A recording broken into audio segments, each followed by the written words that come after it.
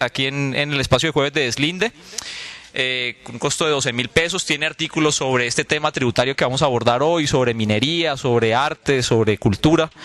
Entonces los invitamos también a comprar la revista. Lo tercero es que en el marco de desarrollo de este trabajo sobre justicia tributaria, el Centro de Estudios del Trabajo, Sede Trabajo y la revista Deslinde se vincularon recientemente junto con otras organizaciones y sectores académicos y personalidades a un movimiento que se llama Movimiento por la Justicia Tributaria. Y estamos emprendiendo una campaña en contra de la reforma tributaria que se llama Lo Justo y Necesario. Queremos también invitarlas a que visiten estas páginas, que es lojustoynecesario.com. Y allí van a encontrar más información y que nos ayuden pues a difundir todas estas denuncias que hemos estado haciendo contra la reforma tributaria. Y en el día de hoy tenemos pues para debatir este tema que es de gran importancia para los trabajadores, para el ICBF, para el SENA, para la salud del país, la conferencia sobre reforma tributaria a cargo del senador Jorge Enrique Robledo, senador de la Comisión Quinta del Senado, y quien ha estado pues muy al tanto y al frente de decirle a los colombianos realmente en qué consiste esta reforma tributaria y sobre todo los engaños que ha venido haciendo el gobierno diciendo que es una reforma equitativa. Sin más preámbulo, le damos la palabra al senador Jorge Enrique Robledo. Por favor, gracias. Bueno, yo empiezo por agradecerles muy especialmente a todos ustedes por estar esta noche aquí, a Mario y a Sede Trabajo y a los jueves de Deslinde por haber preparado este evento, que sin duda a mi juicio reviste una gran importancia este debate que está empezando a hacerse en Colombia, porque tiene que ver nada menos con quién paga los impuestos. O sea, en buena medida, en asuntos económicos, la economía es muy importante, digamos, en lo que tiene que ver con el funcionamiento del Estado. ¿Quién paga los impuestos y cuántos impuestos se recaudan y cómo se gasta la plata? Esa es un poco, digamos, una de las dos grandes cosas que en asuntos económicos resuelve el Estado colombiano. Y el problema de quién paga los impuestos, pues es un debate, digamos, tan viejo como la lucha de la sociedad por su progreso. Recordemos que la revolución de los comuneros en el siglo XVIII aquí en Colombia empieza porque Manuela Beltrán arranca un edicto, ¿sí?, en contra del aumento de los impuestos que en ese momento decidió el rey de España. La propia existencia de los parlamentos, de los congresos, los modernos, que se originan en Inglaterra, tienen que ver con un reclamo de que no puede haber impuestos sin representación. Le dicen al soberano, señor soberano, al rey, si usted quiere poner impuestos en esta sociedad, tiene que tener algún tipo de representación. Y los parlamentos, los congresos se originan ahí. Este es un debate súper clave de la democracia. O sea, la democracia no es solo un problema de elegir y de votar y este tipo de cosas, o la democracia política, los derechos, no sé, sindicales, la libertad de expresión, etcétera, sino es un problema de cómo se distribuye la riqueza de la sociedad y, por supuesto, esto se vincula con el tema de los impuestos. Luego estamos hablando de un debate, digamos, de gran importancia que pocas veces se ha hecho en Colombia. Aquí en este país normalmente, hasta cuando aparece, y ustedes me excusarán la cuña, hasta cuando aparece el polo democrático alternativo, la economía se discutía poco en el país. Se reunían 4 banqueros, 2 transnacionales, el ministro, y en algún club se ponían de acuerdo y hacían lo que se les antojaba y el Parlamento aprobaba cualquier cosa sin que hubiera debate. Los debates sobre la economía realmente, digo yo, pues con fuerza, porque claro, siempre ha habido gente que ha luchado, profesores universitarios, ciertos centros de estudio, etcétera, pero en general han sido temas muy cerrados. Yo creo que una de las ganancias grandes de los últimos años es que por fin estos temas se empiezan a debatir, y a mí me alegra mucho pues ver que en este recinto no cupimos, pues a quienes nos están viendo por internet, pues hay que reconocerles que el recinto tampoco es que sea muy grande, pero bueno, lo cierto es que no cupimos, sí, estamos abarrotados hasta la calle, sí, en unas condiciones muy, digamos que ojalá hubiéramos tenido más espacio, pero lo importante, lo que quiero resaltar es como un tema como este, que es como pesado, medio obstruso, sí, como de especialistas, sin embargo, veo esto lleno de gentes comunes y corrientes, digamos, como somos todos, y llenos de jóvenes estudiantes, y eso me alegra mucho. Bueno, entrando ya en materia, ¿en dónde está la discusión?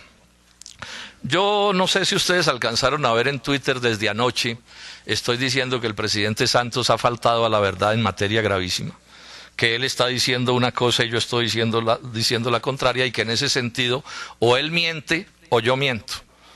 Y hay que definir quién es el que miente, y quien mienta, a mi juicio, debe renunciar. Pues porque no es posible aceptar que un jefe del Estado le mienta a su pueblo o a su país en materia grave, o que un senador de la República le mienta a sus electores y a su país en materia grave. Este es el debate que tenemos, o sea que estamos en un problema que sin duda es complicado, que por supuesto cubre al presidente Santos y cubre al ministro de Hacienda, sí, al doctor Cárdenas Santamaría, porque él también está diciendo lo mismo. Vamos entonces a irnos paso a paso demostrando en qué consiste el debate y por qué yo soy tan reiterativo en afirmar que faltan a la verdad en materia gravísima y que eso no se puede tolerar en el país. Porque además la falsedad, la mentira, la están usando para cubrir, o mejor, para hacer exactamente lo contrario de lo que dicen, o sea, para clavarse, como se dice coloquialmente, al pueblo raso y a las clases medias, mientras les disminuyen los impuestos a los monopolios y a las transnacionales. Y aquí entonces aparece otro debate que es muy interesante. ¿A quién puede uno llamar los ricos de Colombia? Vamos a ver cómo esa es parte de la discusión. ¿Quién es un rico en Colombia? ¿Quiénes son los ricos de Colombia? ¿Las clases medias son los ricos de Colombia? ¿O las grandes empresas son los ricos de Colombia? ¿Quiénes son? De todo eso es de lo que vamos a hablar, y espero poderlo demostrar con cifras. El presidente Santos dijo anoche, y lo ha dicho antes, dijo, ¿qué queremos? Que paguen menos los que ganan menos y que paguen más los que ganan más. Eso es lo que uno quisiera, ¿no? Es decir, lo que uno quisiera en un sistema tributario es que paguen más los que más tienen, menos los que tienen un poco menos, y se vaya bajando hasta que haya un punto en que los más pobres no paguen impuestos. Los de arriba, cuando son de arriba de verdad, los impuestos no los empobrecen. Lo que sucede, por ejemplo, para una persona como Carlos Slim cuando paga sus impuestos al final del año, es que eso que pagó en impuestos lo enriquece un tris menos. Pero de todos modos suma a su riqueza una plata inmensa. Cuando a los impuestos graban a los pobres, les graban en lo que no tienen. O sea, los pobres y las clases medias bajas pagan los impuestos es absteniéndose, comiendo menos, vistiéndose menos, educándose menos, curándose menos. Entonces fíjense que hay un debate en lo democrático profundo, ¿sí? Porque no es lo mismo, repito, pagar impuestos y enriquecerse un poquito menos, a pagar impuestos sobre la base de sufrir más. Ese es un poco el debate en el que estamos. Entonces, repito, Santos ha dicho, los que ganan menos van a pagar menos, y los que ganan más van a pagar más. Yo he dicho que la reforma hace exactamente lo contrario. Es decir, que van a gravar con menos impuestos a los seres humanos más ricos de Colombia, mientras que van a gravar con más impuestos al pueblo raso y a las clases medias. Ese es el debate. Luego alguien miente, yo quiero ratificar, aquí no hay salida. O miente el presidente Juan Manuel Santos y el ministro Cárdenas, o miente el senador Jorge Enrique Robledo, bueno, y el Polo Democrático Alternativo.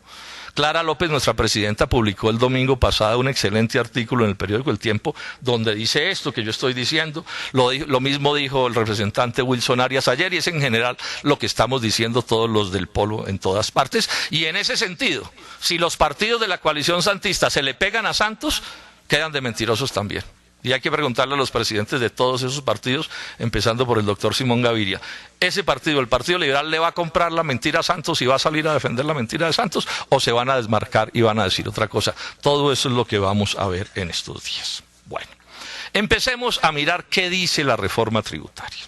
Primero, me voy a referir a las cosas fundamentales, porque dice muchas cosas, pero me voy a referir a las fundamentales. La primera cosa que dice es esto, que tiene que ver con la gente poderosa de Colombia. ¿Qué dice? Que les van a eliminar unos pagos que hoy tienen las empresas, según la nómina, un gravamen sobre la nómina del 13.9 les van a disminuir, que es la plata que financia el SENA, el bienestar familiar y algo de salud. Ese gravamen que hoy tienen, que equivale al 13.9% sobre la nómina, se lo van a eliminar. a las empresas, a todas las empresas. Yo resalto aquí, y ustedes van a ver al final por qué lo hago, cuando hablo de empresas hablo de monopolios y transnacionales. Separo de manera clara ese tipo de empresas de las otras empresas. Porque si a mí me dicen en un momento dado le van a disminuir los impuestos a las pequeñas y medianas empresas, yo diría, bueno, eso lo podemos mirar, de pronto eso puede ser una cosa positiva para estimular la industria o el agro o algún tipo de cosas. Pero cuando estamos hablando de disminuirles impuestos a monopolios y a transnacionales, por supuesto la discusión es distinta. Entonces, primera cosa, les van a bajar los parafiscales que se llaman plata que hoy financia al SENA, al bienestar familiar y parte en salud. El gobierno también en la reforma propone un gravamen sobre la renta del 8% que el gobierno dice va a ser equivalente en la masa total del recaudo, digamos que se va a recoger la misma plata, o sea que el SENA, el bienestar familiar y la salud no van a sufrir. Y, en cierto sentido, los empresarios van a quedar iguales, porque lo que les rebajan en nómina, se los aumentan en renta. Esa es, digamos, la teoría del gobierno. Los especialistas, y yo tengo esa misma preocupación, los especialistas están pensando que no va a alcanzar el impuesto que van a poner nuevo sobre renta frente a lo que les van a recortar de parafiscales. Están diciendo, pues, gente que conoce estas cosas en detalle, que lo más seguro es que no alcance esa plata, o sea, que va a quedar un faltante en SENA, en bienestar familiar y en salud, y esto por supuesto sería gravísimo porque esa plata respalda derechos ciudadanos, educación de obreros, madres comunitarias, ese tipo de cosas, salud con todos los líos que tenemos. Yo me inclino a pensar que los especialistas tienen la razón. Porque hay un artículo dentro de la reforma tributaria que es el 36, que es el artículo que consagra este tema, que es perentorio en decir, o en dejar claro mejor, que si la plata no alcanza, la de ese famoso 8%, el gobierno no responde. Sí, si uno lo lee con cuidado, eso es lo que dice. Entonces, piensa mal y acertarás. Esa es la norma en este país y más en el gobierno de Juan Manuel Santos. Si ellos están seguros de que sí va a alcanzar ese cambio de un gravamen por otro, pues el artículo debería decir, en caso de que no alcance, no importa porque el Estado pagará la diferencia, pero nunca disminuirán los ingresos ni del SENA, ni del bienestar familiar, ni de la salud. Hasta aquí dejo este tema. La preocupación la dejo expresa, espero que por el camino especialistas, gente pues que tenga más detalle y más tiempo, termine estableciendo con precisión qué es lo que va a pasar, pero yo dejo planteada mi seria reserva de que esos dineros no van a alcanzar.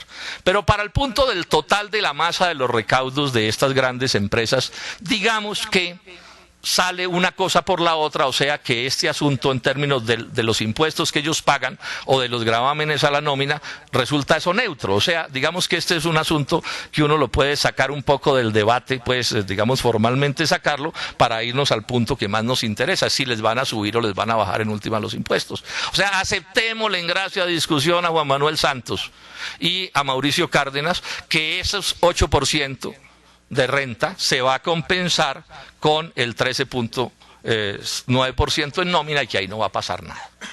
¿Dónde empieza entonces, digamos, bueno, lo de atrás es un gran debate, los muchachos del SENA están haciendo una lucha inmensa, pero lo que pasa es que no quiero, digamos, desviarme de lo central. ¿Dónde empieza el debate? Es que la segunda gran medida de la reforma tributaria dice que les van a disminuir los impuestos de renta o el impuesto de renta. Es el impuesto sobre las ganancias de las empresas. A las empresas les van a rebajar ese impuesto del 33 al 25%, 8%. Dice la reforma tributaria. Y dice, la propia reforma tributaria tiene un cuadrito que dice con precisión, con toda claridad, que esa rebaja vale 8.06 billones de pesos. O sea, en la exposición de motivos dice con claridad que les van a bajar los impuestos a los monopolios y a las transnacionales. Por la vía de esta disminución en renta se los van a bajar en 8.06 billones de pesos, dejémoslo en 8. 8 billones de pesos.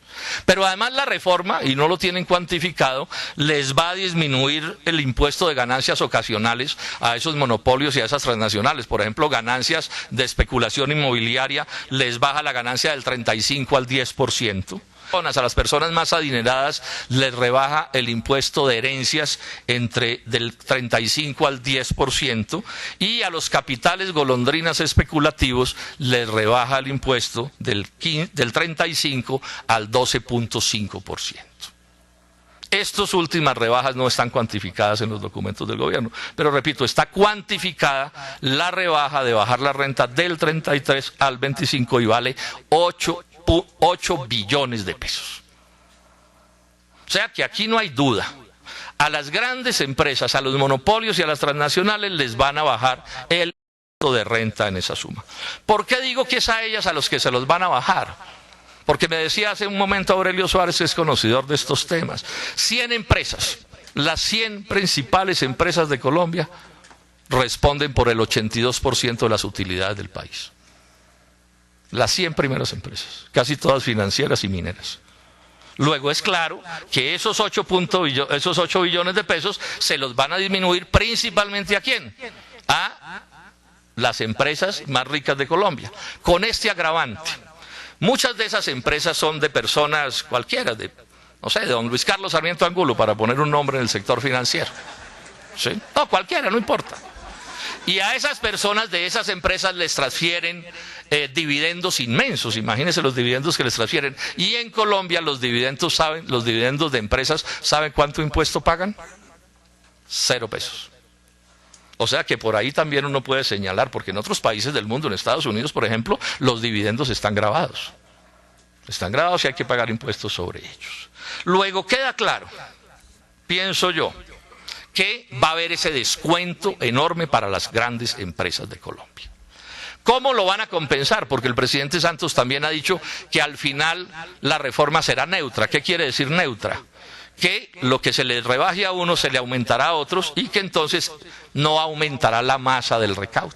Bueno, eso dicen ellos, creámosles que eso dicen ellos, pero entonces aparece la pregunta clave: ¿de dónde van a recuperar los 8 billones que no van a pagar los monopolios y las transnacionales? ¿Qué dice la reforma? La reforma dice que por el lado de IVA e impuesto al consumo, que es un impuesto nuevo, van a recaudar 942.000 millones de pesos.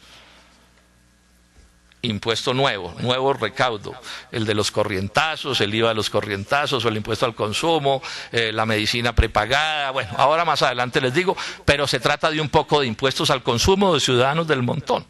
Y el resto de la plata no está explicitado en la reforma, pero por toda la discusión y por lo que vienen anunciando que va a suceder con los ingresos por trabajo, de salarios o de honorarios, los otros 7 billones los van a poner ¿quiénes?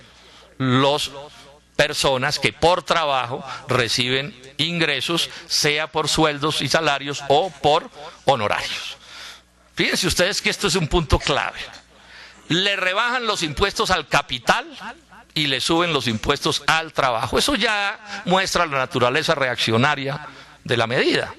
Ya muestra de entrada la naturaleza reaccionaria de la medida. Aquí hay que ponernos con cuidado, porque en Colombia sobre esto se manipula mucho. No es lo mismo la ganancia que le queda a un inversionista, que le queda, digamos, pulpa porque le han descontado todos los costos, los gastos, etcétera, etcétera, que lo que le sucede, por ejemplo, al asalariado, que le descuentan es, digamos, del total de su ingreso.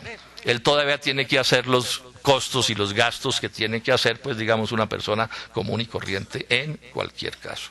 Entonces queda claro que, en resumen, después de todo este cuento, les van a disminuir los impuestos a los monopolios y a las transnacionales, y les van a aumentar los impuestos al pueblo raso y a las clases medias. Ese es el resumen de este asunto, que no tiene ni la menor duda, se puede demostrar hasta la saciedad. Por eso es que yo estoy tan tranquilo cuando digo alguien miente y el que mienta debe renunciar, porque yo voy, digamos, como se dice, a la fija en esta discusión. Es con las cifras del gobierno que estoy haciendo este debate. Yo podría, en cierto sentido, terminar aquí, Pero vamos a entrarle a algunos detalles de ese asunto para que ustedes vean cómo es el asunto de la manipulación y cómo es que a una mentira le montan otra mentira y es una sartal de mentiras para confundir a los colombianos. Primero, ¿quiénes son los ricos de Colombia? Entonces han estado haciendo una escandola diciendo que van a grabar desde, ¿cuánto es? Desde 3 millones de pesos de sueldo, ¿cierto?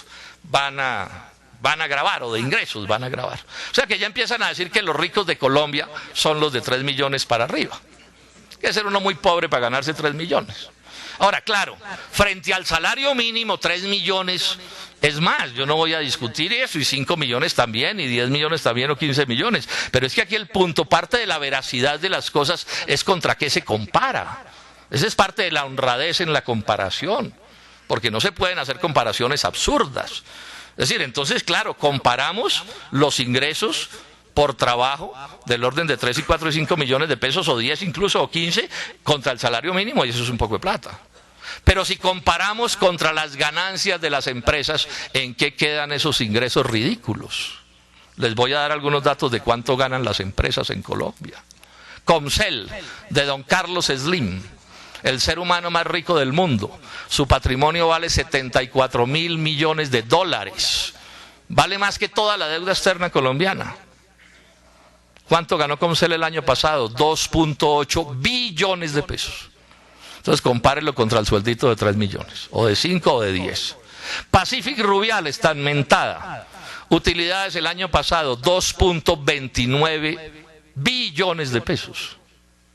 Bavaria Miller, utilidades el año pasado, 1.55% billones de pesos. El Cerrejón, otra transnacional, 2.48 billones de pesos. Billones con B. A julio pasado, el sector financiero llevaba utilidades por 20.5 billones de pesos. Entonces se necesita demasiada falta de seriedad para venir a decir o a sugerir que los ricos de Colombia son los que se ganan unos suelditos. Y claro, entonces hacen ruido con suelditos de 10 y de 15 millones que ya suenan más.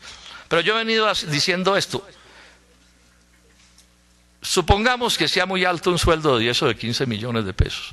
¿Cuánto gana el empresario que paga ese sueldo?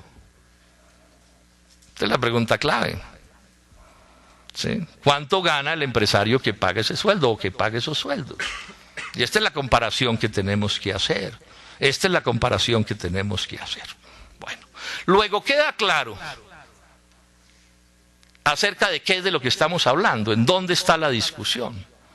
Si se trata de hablar de los ricos de Colombia, ¿qué es lo que Santos ha dicho? Bueno, el 28 de abril, y sobre esto hubo una gran escandola en Colombia. Y voy a detallar en esto porque entonces llevan semanas hablando de los descuentos tributarios de los asalariados.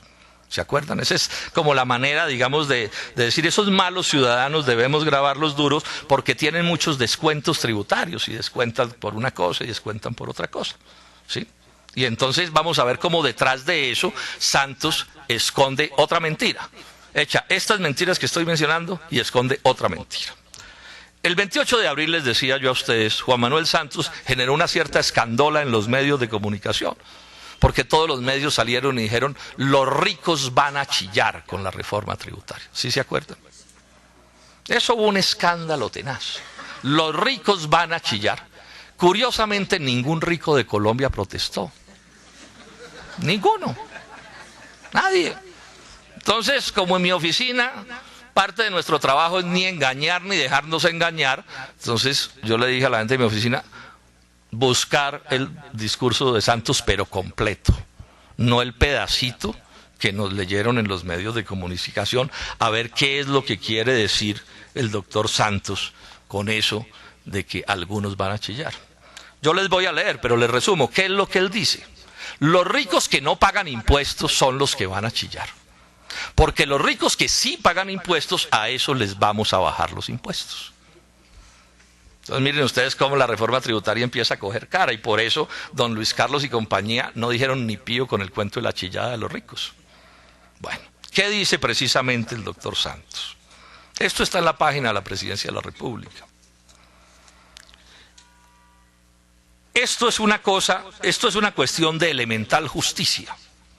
Porque los ricos que sí pagan impuestos, se les va inclusive a mejorar su situación. Porque a veces los que sí pagan, pagan demasiados impuestos. Pregunta, ¿cuáles son los que van a protestar en la reforma tributaria? Los que deberían pagar impuestos y no los están pagando. Esos van a protestar porque los que deberían pagar impuestos y si están pagando impuestos, esos van a salir beneficiados porque vamos a bajar las tasas. Es lo que estamos viendo. O sea, les van a bajar los impuestos a unos y se los van a subir a otros. La teoría de Santos es que van a castigar a los que no pagan los impuestos y van a beneficiar a los que sí pagan los impuestos. Entonces aquí nos toca entrar a mirar quiénes son los que sí pagan y quiénes son los que no pagan los impuestos. A ver si es verdad que don Carlos Slim y sus alegres compadres no pagan impuestos. A ver si es verdad que los tenemos acogotados, pobrecitos. Bueno, entonces miremos este asunto. Es verdad que las personas naturales, los asalariados, la gente que tiene honorarios, tiene descuentos tributarios, ustedes eso lo saben, ciertos pagos en salud, en educación, en arrendamientos, para pensiones, etcétera, permiten unos descuentos tributarios. Eso es verdad, existe en las clases medias esa posibilidad. Pero ojo, también existen las personas jurídicas. También existen las personas jurídicas. O sea, falta a la verdad quien diga que solo hay descuentos tributarios para las personas naturales, para que tienen ingresos por trabajo, sean sueldos o sean honorarios. Falta la verdad.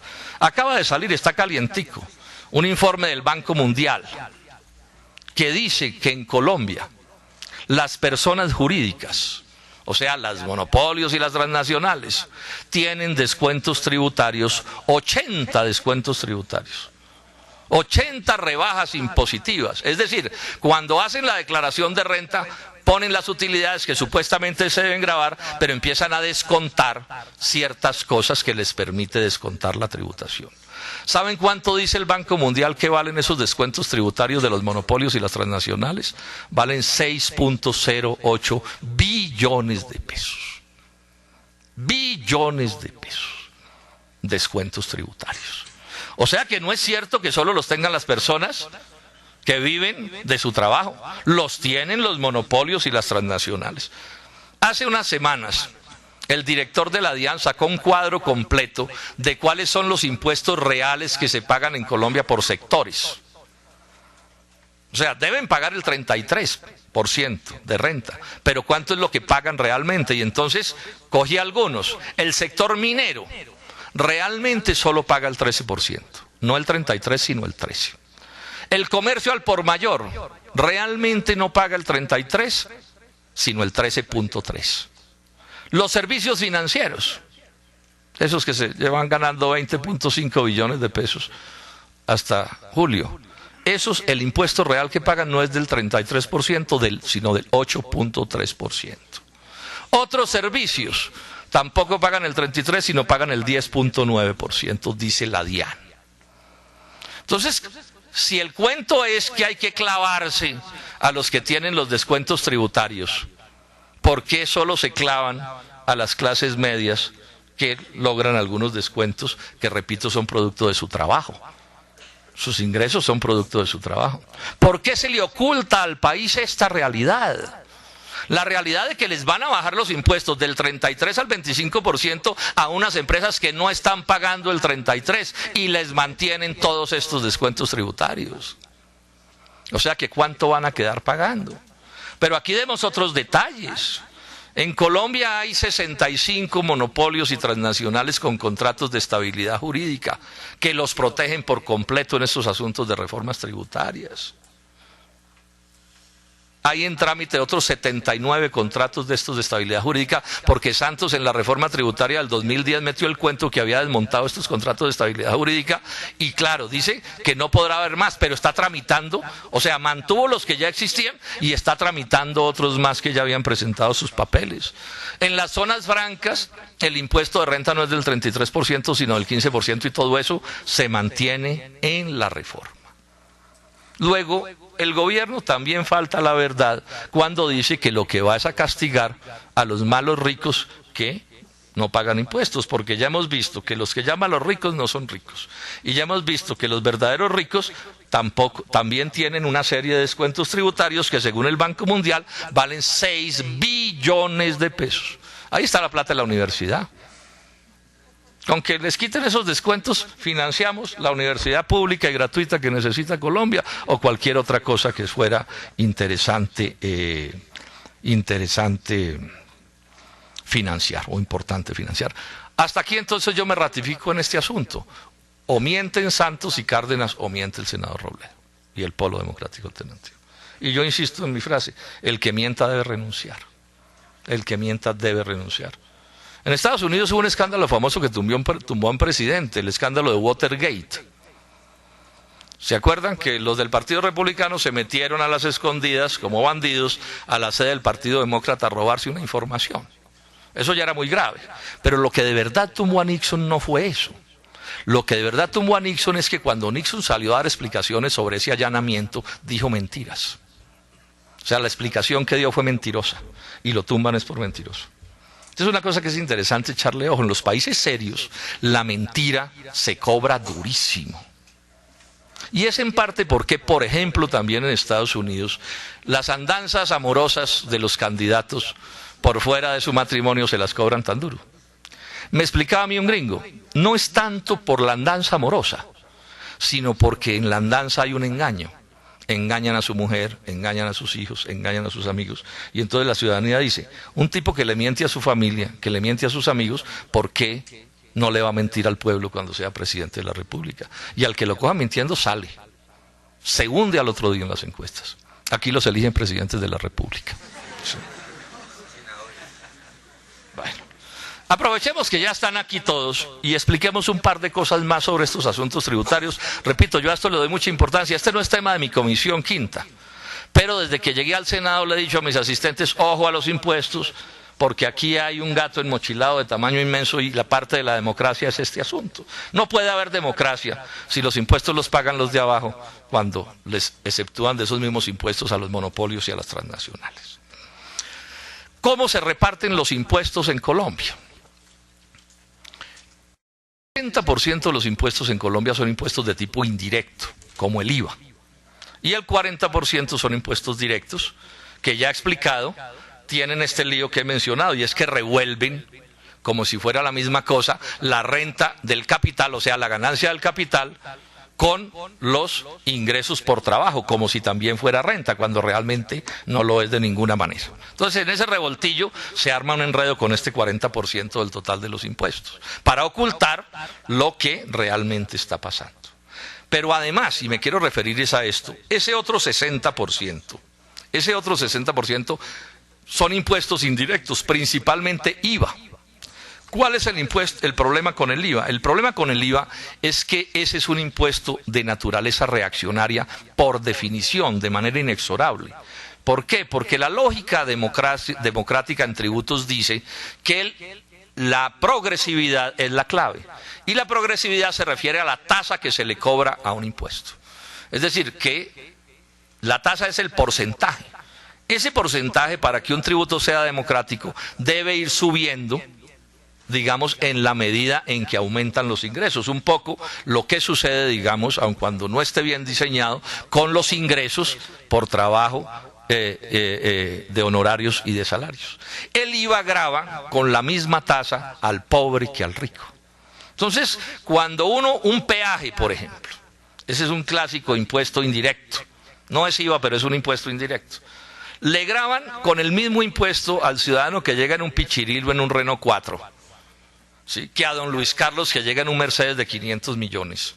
Pues por supuesto esa tasa implica una desigualdad, porque la capacidad de pago del uno y el otro es completamente diferente. Y así sucede. Entonces, cuando a un ciudadano en Colombia le cobran un impuesto, de IVA por un desodorante, para poner un caso, y le cobran, digamos, el 16%, no recuerdo bien cuál es el impuesto del desodorante, pero digamos que es aproximadamente el 16% o el impuesto que sea, y es el desodorante del obrero, o es el desodorante del ama de casa, o el desodorante del joven estudiante, y le cobran la misma tasa de impuesto que lo que le cobran a un magnate, eso implica una desigualdad. Y significa además otra cosa, y es que la casi totalidad del IVA lo pagan los pobres, principalmente las clases medias, entre otras razones porque son más. Son más, inevitablemente. Luego allí hay una naturaleza retardataria del impuesto. ¿Y qué hace la reforma tributaria en el caso del IVA? Mantiene una estructura que ya he dicho que es de 60% de impuestos indirectos. Y además aumenta algunos impuestos de este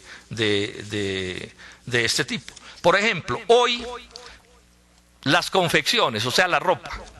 Nadie podrá decir que el que se pone ropa pues es un oligarca. Paga impuesto de 16%. Los productos de aseo personal, o sea, el desodorante, 16%. Los productos de aseo para el hogar, las escobas, esas cosas, 16%. La telefonía fija, no me dirán que es un lujo de un oligarca llamar por teléfono, 16%. Los electrodomésticos, cosas normales, que los pobres ahorran años para comprar un televisor, 16%. La telefonía móvil, los celulares, que hoy ya es un bien, digamos, de consumo prácticamente universal, 20% de ello. Y la reforma va a aumentar ciertos impuestos. Menciono, no voy a entrar en el detalle porque hay una discusión de exentos de no sé qué y todo, pero en la práctica vienen aumentos de impuestos de IVA en arroz, en maíz, en bocadillo, en el pan adquirido en las panaderías, en las frutas adquiridas en fruterías. Entonces, si uno compra una fruta en una frutería, todos lo castigan. El oligarca de las frutas. Los insumos para la producción avícola que van a terminar grabando el huevo y la carne de pollo. Esto se ha estado mencionando por todas partes. Bueno, eso es parte de la reforma tributaria. O sea, mantienen esa estructura retardataria de IVA que ya he mencionado, pero además, repito, terminan grabando también más algunos productos de estos del IVA que he mencionado. Vamos ya terminando, yo estoy haciendo esfuerzos por ser bastante breve. Quiero mencionar una cosa simplemente para dejarla planteada a los estudiosos, porque es clave, que tiene que ver con ese impuesto a las personas. Ya he dicho, en el mundo tributario hay renta que pagan las empresas, pero llaman renta también o a los ingresos de asalariados o de honorarios, o sea, ingresos por trabajo, pero también hay un impuesto de renta que grava a personas muy ricas, pues, o que debe gravar a personas muy ricas. Aquí tengo la tabla de cómo es el problema de las proporcionalidades, porque claro, en este sector, digamos, de las personas naturales adineradas, también debe haber una escala, porque la escala debe mantenerse en lo democrático en todas partes en el desarrollo del asunto. ¿Y qué hemos descubierto en mi oficina? Que digamos, hasta ingresos brutos de 500 millones de pesos al año, ahí ya va el 70% del total de recaudo de las personas naturales. Y que las personas que tienen ingresos de más de 50.000 millones de pesos al año, personas naturales, o sea, personas adineradas de verdad, o sea, cualquier dueño de banco que además de ser el dueño de banco le llegan por dividendos una plata grande, esos apenas contribuyen en total con el 0,9% del total de los impuestos de ese sector. O sea, ¿qué es lo que estoy señalando? No me voy a detener para no enredar. Lo que estoy señalando es que dentro de cada uno de los partes en que está subdividida la estructura tributaria, hay una posición viciosa, ¿sí?, de caer principalmente sobre los más débiles de ese sector, ¿sí?, y caer menos sobre los más fuertes del respectivo sector. Esto es bien interesante señalarlo. El gobierno además ha echado otro cuento que echa siempre. Lo están echando desde los tiempos del gobierno de César Gaviria.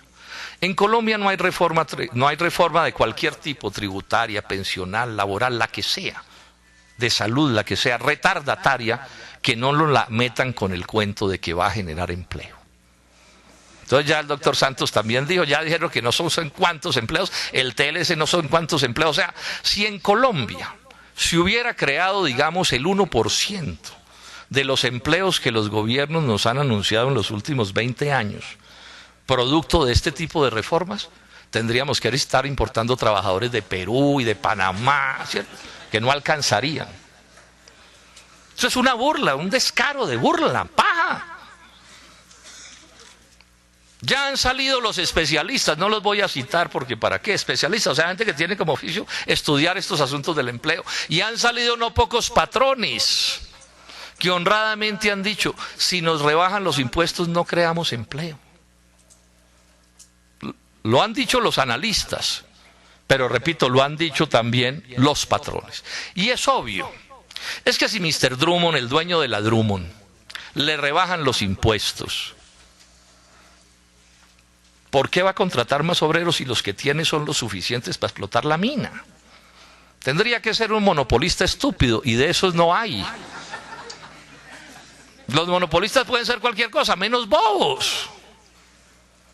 Entonces lo que va a suceder, por ejemplo, en el caso de las transnacionales, de esas mineras, es que van a aumentar su exportación de riqueza del país, van a sacar más plata de Colombia, además de la que ya están sacando. O sea, que no nos venga el doctor Santos con ese cuento, no es verdad que esta reforma va a estimular la economía y por supuesto mucho menos que va a reducir la desigualdad.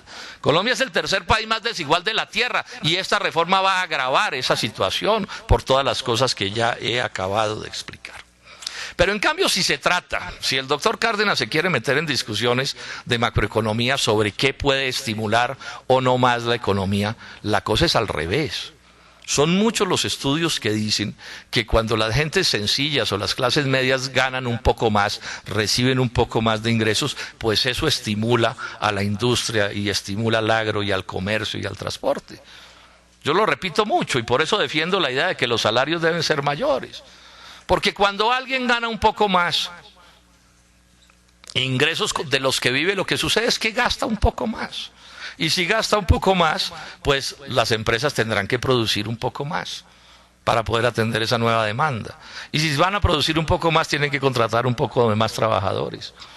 Y eso a su vez aumenta el consumo y genera lo que llaman los economistas un círculo virtuoso. Luego la idea de Santos y de Cárdenas de golpear la capacidad de compra de las clases medias es absolutamente contraria a lo que supuestamente quieren hacer.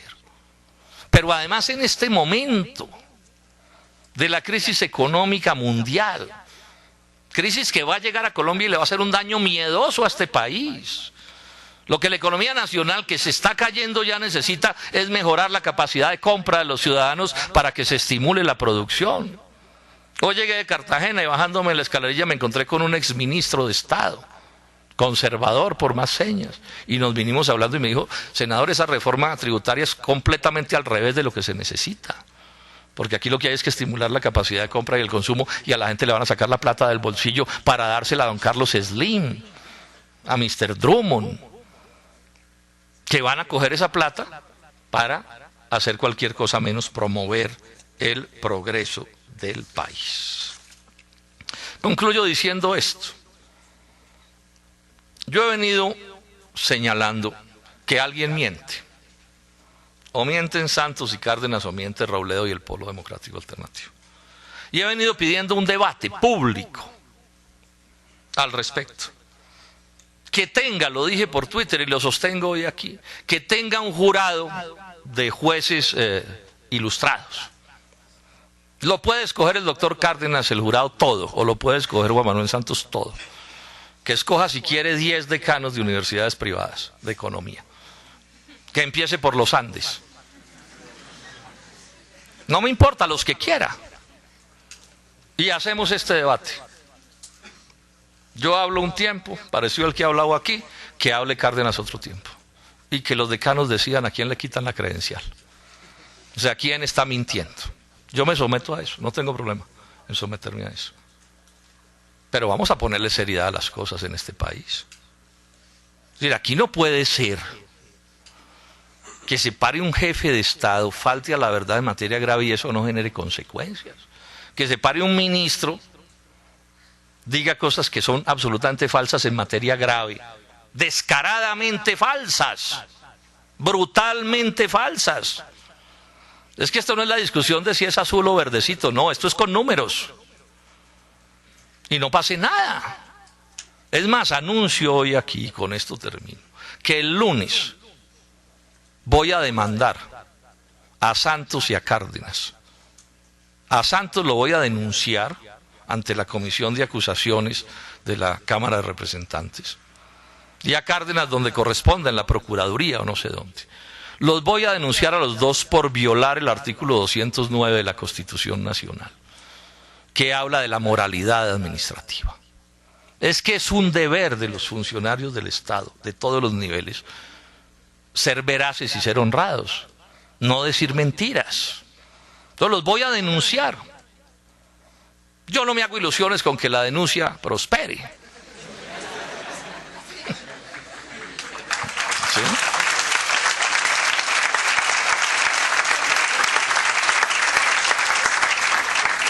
Pero bueno, cumplo con mi deber de ciudadano, ¿sí? De hacer todo el esfuerzo para que estas cosas queden claras. Por último, decirles esto. Esto es de una inmensa gravedad, quiero llamar la atención sobre esto. Esto es muy complicado lo que está pasando con esto. No solo por la cuestión política de la falsedad que he señalado, sino por todas las implicaciones económicas que tiene. Yo creo que esta es una lucha que podemos ganar. Yo creo que en este caso se puede repetir la historia de la reforma a la justicia. Pero nos toca salir a hablar de este asunto y explicarlo. Llamar a las clases medias, llamar a los ciudadanos todos a hundir este esperpento. Le estoy preguntando a los jefes de los partidos de la coalición de gobierno si van a acompañar a Santos en la mentira. Si van a ser de alcahuetes de este asunto. Y les estoy diciendo, echen ojo, señores del Partido Liberal y de la U y del Partido Conservador, de Cambio Radical, los verdes, ya no sé cuántos son. Que no resulte que Santos, cuando el pueblo hunda esta reforma por el camino, pase lo que les pasó con la reforma a la justicia y que salga como Pilatos a lavarse las manos y a echarles la culpa a ellos.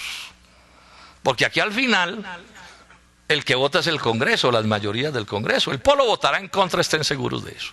Y vamos a hacer de esto todo el debate que podamos.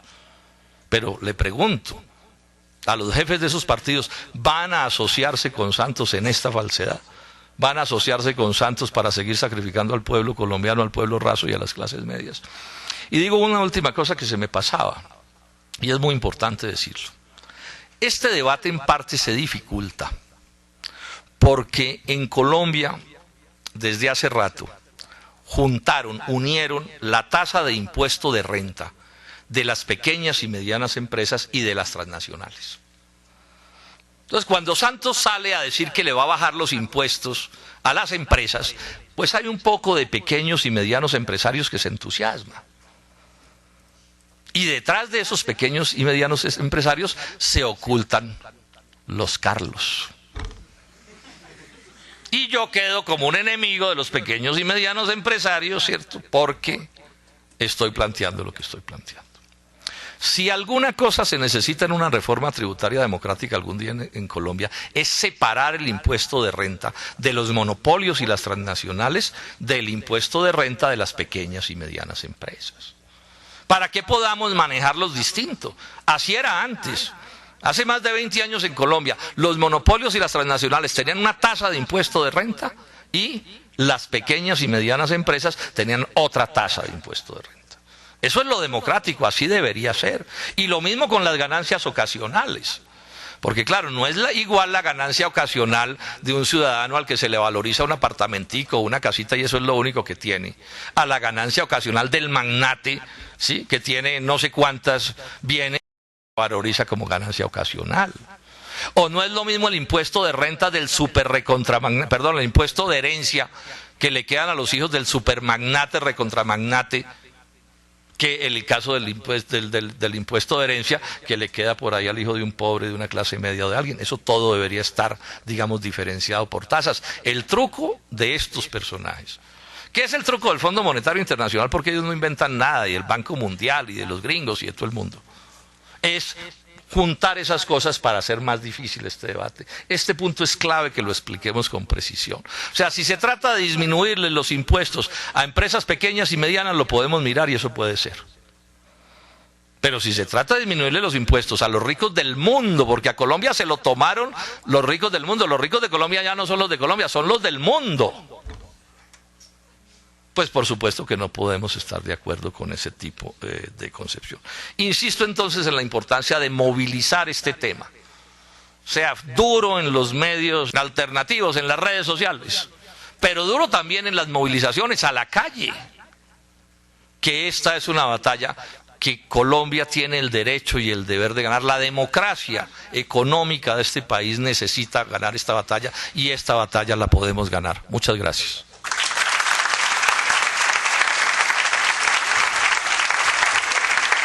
Muchas gracias al senador Robledo por la exposición, como siempre, tan didáctica y tan precisa, que ojalá pues haya llenado las expectativas de todos para que nos llenemos de ánimo a salir a la marcha programada para hundir esta nefasta reforma. Queremos saludar a los cientos de personas que nos están siguiendo por internet y además anunciarles que dentro de todas estas tareas contra la reforma de Santos, el martes 30 de octubre, a partir de las 9:30 de la mañana, desde la Plaza de Toros, los trabajadores del Instituto Colombiano de Bienestar Familiar y del SENA marcharán en una toma de Bogotá hacia la Plaza de Bolívar. Vamos a hacer una pequeña ronda de preguntas, pero con una aclaración. Las preguntas solamente son única y exclusivamente sobre el tema. Son unas preguntas muy cortas porque el senador tiene otros compromisos. Sí, a ver, digamos esto. Ustedes me excusan el afán, pero tengo que irme a trabajar todavía un rato largo más. Estoy terminando de escribir un artículo que debo entregar esta noche sobre el tema ese de Claro y de Comcel, de las leyes antimonopolio que presentamos. Mañana salgo de madrugada de viaje a atender alguna otra cosa, entonces me queda difícil quedarme aquí más tiempo. No voy a entrar en detalles, ¿sí? O sea, el punto es que lo que está claro en la reforma tributaria es que les bajan los impuestos a los monopolios y a las transnacionales y les siguen los impuestos a los demás. Y eso incluye todo. Y señalé también, muy rápidamente, pero lo señalé, que las personas naturales que son más adineradas contribuyen con muy pocos impuestos en Colombia. Y ahí caben todos, eso incluye ahí en esos análisis propietarios de tierra y de suelo y de todas las cosas. Lo de ganancias ocasionales tiene que ver con ellos. Yo les pido a los compañeros que intenten coger lo que yo he dicho y como bregar aplicárselo a las particularidades. Sí, porque si no tendría que hacer una conferencia que no sé cuánto me demoro. Entonces, por ejemplo, cuando digo que no les van a cobrar impuestos a los monopolios, a las transnacionales, o se los van a bajar, pues ahí están las EPS. Y ahí están los laboratorios transnacionales, ¿cierto? Y todo eso tiene que ver con salud. Y dije también que está en riesgo parte de la financiación de salud porque van a recortar los parafiscales que pagan esas empresas. Si uno coge esta cosa general y arranca a mirar en detalle, pues va a encontrar muchas cosas que se aplican a sector por sector, pero digamos no es el propósito de la charla agotar el tema. Esto les digo, se quedan muchas cosas sin mencionar, que valdría la pena mencionar, pero que el tiempo pues no me permite hacerlo. Parte del llamado a todos es a que nos sentemos a estudiar estas cosas. En internet hay mucha información, etcétera, etcétera, a mirar, a meditar. Es probable que a mí se me pasen cosas importantes por comentar, pero bueno, ese es un poco el esfuerzo que tenemos que hacer. Que tenemos que hacer todos. Atrás se dijo una cosa que alcancé a mencionar, pero parece no se oyó bien atrás. Yo mencioné lo de la importancia de las redes sociales, pero también mencioné la movilización, y ya que allá lo quieren remarcar, con mucho gusto lo remarco. Más importante que las redes sociales es la gente en la calle. Lo que pasa es que las redes sociales nos pueden servir para poner la gente en la calle. O sea, no voy a poner una pelea entre una cosa y la otra. Es innecesario, pues, digamos, ese consejo, porque, pues, digamos que es parte de nuestra estructura de pensamiento. Bueno, a mí me da pena con ustedes, pero en lo que a mí respecta, me retiro. Muchas gracias. Para el próximo jueves de Deslinde, la conferencia va a ser sobre la tecnología, sobre la licitación 4G. Va a estar presente el senador Lacerna, acompañado nuevamente por el senador Robledo. Están cordialmente invitados. Muchas gracias.